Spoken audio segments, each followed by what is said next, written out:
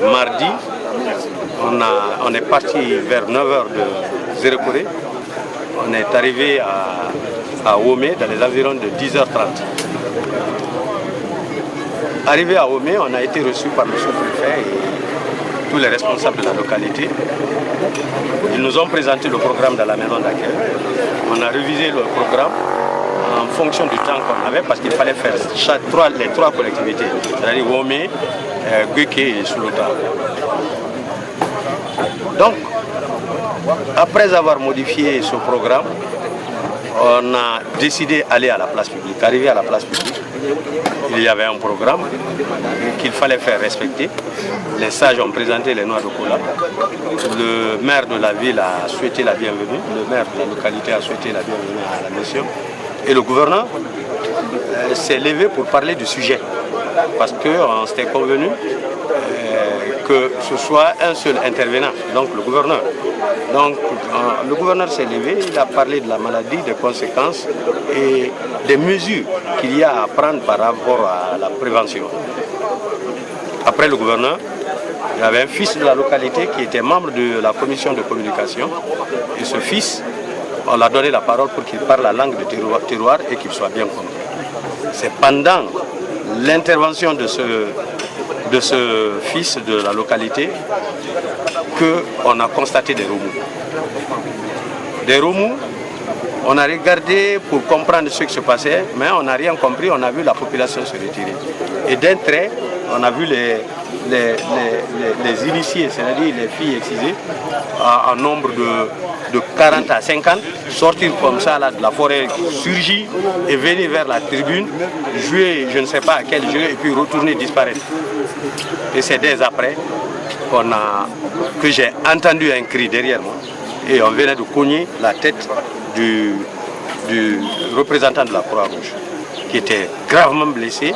Et ça, je me suis empressé à prendre sa chemise et arrêter le sang, l'hémorragie pendant ce temps. Donc on a cherché, j'ai demandé à ceux qu'on évacue celui-là dans le véhicule, mais pendant ce temps, les pierres venaient maintenant vers moi. Heureusement que j'avais les forces de sécurité, qui étaient là. C'est comme ça, le gouverneur et moi, nous avons été sauvés par ces forces de sécurité malgré toutes les pierres qu'on nous lançait. C'est vrai qu'on a eu des coups au dos, j'ai été blessé ici à un moment, et le fait que je me sois occupé aussi du malade, il y avait le sang un peu sur le corps, donc on a dit que le préfet était gravement blessé. Donc voilà comment les événements se sont passés. Et nous, notre problème, personne ne pouvait dire à l'autre, allons comme ça, il fallait quitter les lieux. Parce que leur intention, c'était de nous tuer, c'est comme ça j'ai dit. Parce que si on m'avait pris, certainement que ça aurait été très grave, parce que je ne comprends pas, ça ce n'est pas une histoire d'Ebola, je ne comprends pas pourquoi les gens sont animés de cet esprit d'animosité. Parce que c'est comme ça, il faut le dire. Donc moi je souhaite que vraiment que les populations comprennent d'abord, que cette maladie est dangereuse, de deux, que la population comprenne que et partout il y a eu réticence, comme à Massanta, la maladie prend des dimensions. Donc je souhaite que les gens de Zérekoré comprennent et qu'on puisse arrêter cette maladie. Et d'après nos informations, il paraîtrait qu'il y a des portiers disparus qui sont aujourd'hui au nombre de 6. Avez-vous des informations concernant ces personnes? Bon, on n'a pas d'informations encore, mais on a dépêché les sages et les prêtres au niveau de Omé. Ils sont partis à mission.